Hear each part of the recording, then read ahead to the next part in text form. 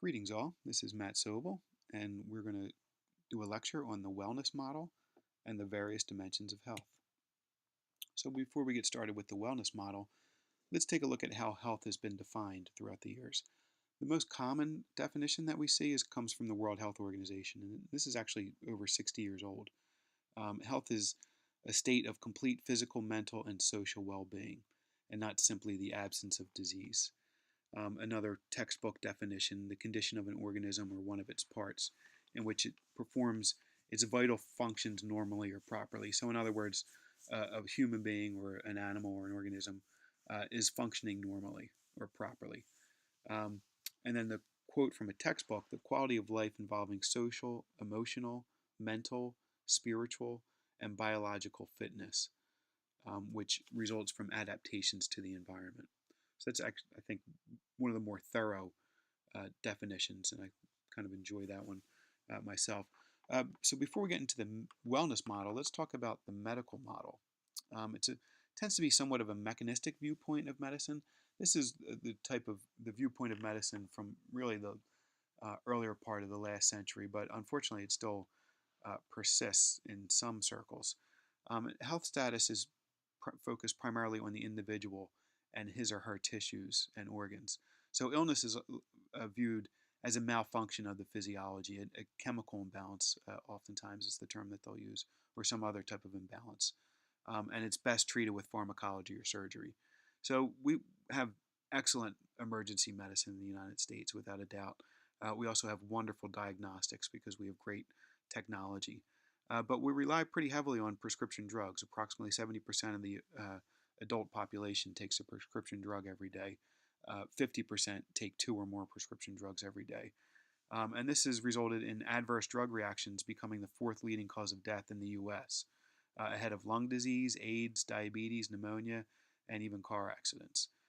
So that is adverse drug reactions from properly prescribed prescription drugs. If you include people that are abusing prescription drugs and then overdosing on those drugs, I think we're moving up towards number three. So the only two causes of death that are ahead of prescription drug use or and abuse are cardiovascular disease and cancer. So public health model, sometimes known as the ecologic model or the social ecologic model. It's a little bit broader of a viewpoint rather than just focusing on the individual and some type of a physical or emotional imbalance within the individual. We take a look at the individual and also how they interact with their social and physical environment. And sometimes we can look at clues as to a person's health outcomes based on where they live. And a very common quote in public health is your zip code is a better predictor of your health than your genetic code. We know that income level, especially, is a very good predictor of health or disease states. So it starts with the individual, their knowledge, their attitude, their skills, their genetics, their willingness to live a healthy life. And then we broaden out to their social network. Do they have a very strong social network? Do their family members and friends all participate in healthy activities, or do they smoke? There's actually some evidence that some of these non communicable diseases are actually the result of what could be considered socially infectious disease. So, if your friends are all obese, there's a pretty good chance that you're going to gain some weight or become obese. So it's not just your individual; it also goes out to your social network, which and then even more than that, you can go out into the community or the organization. What kind of relationship do you have with your school system? It's great to tell kids that you should be eating 5 servings of fruits and vegetables every day, but what happens when they go into the school cafeteria? Do they actually have health food, or is it, primarily junk food? In addition to community, or excuse me, education, but is your community safe? Do you have the opportunity to go and ride your bike after school or go play basketball? Do you have parks, in your local community? Um, that's a big problem in certain, especially in some low-income areas. And then, of course, public policy. There's some public policies, especially now with the Affordable Care Act. We're seeing a great deal of public health interventions being placed, trying to increase fruit and vegetable consumption, trying to improve maternal health, things like that. So public policy also can play a part in the individual's health. Um, so we're going to start talking about wellness now and the wellness model. So the wellness model kind of broadened on that original definition of health that we talked about, and they kind of have this illness to wellness continuum. And if we start at the neutral point right in the middle, there's no obvious signs of disease or obvious symptoms of disease. And then if you're moving to the left, if you're not taking care of yourself, and if you're looking at those various systems, including the interpersonal, community, organizational, if they're not in place appropriately, we can potentially start becoming ill. And then we start to develop signs of illness and then symptoms, and then we have disability and eventually premature death. Versus the wellness continuum, which is awareness about health and awareness, proper education. So having the knowledge to actually make healthy choices, and then that can create high level wellness for everybody, hopefully. So the dimensions of health, we kind of touched on this originally. So there's actually an additional dimension here that is not in the textbook.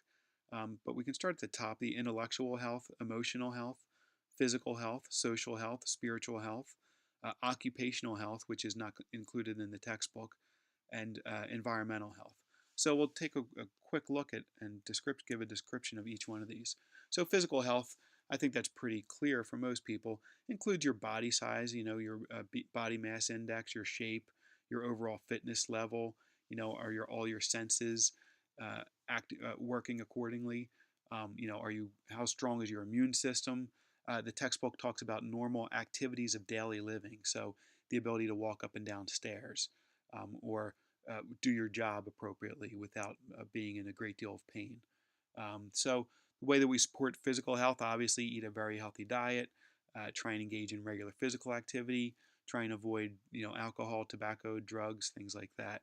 And then social health, the ability to have a strong social network, enjoy healthy interpersonal relationships with your partner or your family or your friends, the ability to share intimacy, and that's not necessarily a romantic intimacy, but just being able to share your feelings with other people, and be there to have them share their feelings with you, to be nurturing and supportive of, again, your friends and family and your partner.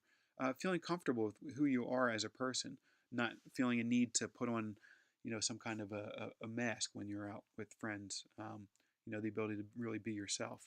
And all these things are really important parts of social health. Intellectual health, the ability to think clearly, reason objectively, analyze critically, and use brain power efficiently. These are all important parts of intellectual health. We're seeing a crisis now in intellectual health among the elderly population. Part of it is that they're living longer, but dementia is a real problem, especially here in the U.S. There are other countries, other parts of the world, and we'll take a look at this later in the semester, where people live into their 90s, even into their hundreds, with no sign of dementia at all. And a lot of that, especially Harvard is looking at this, a lot of that is due to lifestyle choices. So having a strong intrinsic motivation to learn, and lifelong learning through a variety of experiences is a very important aspect of intellectual health. Emotional health, not being anxious or depressed, maintaining the ability to express feelings, your thoughts, your emotions with other people when it's appropriate. Um, Self-esteem, trust, love, intimacy, again, all of these are aspects of emotional health. And you can support emotional health by staying positive, remaining optimistic, and using stress management techniques appropriately. Spiritual health, we've known for a very long time that people that engage in regular spiritual or religious activities actually have a higher life expectancy. They have a stronger immune system. They have a higher quality of life. They have lower levels of depression, anxiety, lower rates of cardiovascular disease. We know that going to church, people that go to church every day live longer than people that go to church once a week, and both live longer than people that don't go to church at all. And again, denomination does not matter. It's just being involved in a faith-based community is really important. Environmental health. The environment, this could mean things like climate change, particulate air pollution, things like that. So the environment in which you live, work, play can all have a significant impact on your health. So it includes physical hazards like some of the ones I talked about, also cultural influences, the environment that in which you live in. Again, I mentioned this earlier. Some non-communicable diseases may be considered socially infectious. We're at a point now where almost 2/3 of the population is overweight or obese. So it can be just the way that the current system is set up. It's much easier to be obese in our current environment than it was 30 or 40 years ago for a variety of reasons. And we'll take a look at some of those later in the semester. Occupational health. Again, this was the one that was not included in the textbook, but it's extremely important. We know that job dissatisfaction is a leading predictor of cardiovascular disease, because people that are very dissatisfied with their job tend to self-medicate with food or alcohol or drugs, and it's just very stressful. So finding meaning in your work, um, sometimes we call it a vocation. Finding worth and satisfaction in your work is extremely important. So it's important, especially for those of you that are trying to decide on a career, because it's having a personal interest in your chosen field is extremely important to your health. So this is our last slide, and we're just going to talk briefly about overall the determinants of health, especially when we're looking at this wellness model. So as I said before, it all starts with the individual. Some of the determinants would include your age, your gender, your genetics, your ethnicity, your race. All those things could be a determinant in your health. Your individual lifestyle factors. Do you smoke? Do you drink? Do you use drugs? Do you eat a healthy diet, or do you eat the standard American diet, which is known to elevate risk for disease? And then again, your social networks, your community networks, and then socioeconomics. Your living conditions. We know that poor housing conditions, obviously are connected to a great deal of health issues, including things like asthma, allergies. Having clean water and sanitation is extremely, extremely important. And we see this in developing countries that do not, places like certain parts of India, where they still do not have sanitation, and infectious disease is rampant in those areas. Unemployment, of course, is going to affect your overall health status. The more money you have, the more money you can spend on food and other things. Your education is actually a very good predictor of your overall health. And of course, having access to healthy food. It's great if you tell people that they should eat 5 or 6 or 7 servings of fruits and vegetables every day, but if they live in what is referred to as a food desert, which is in low income areas, they don't have any supermarkets.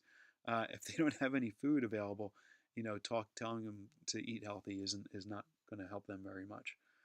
Okay, so that is the wellness model and the various determinants of health. I hope you enjoyed this. Take care.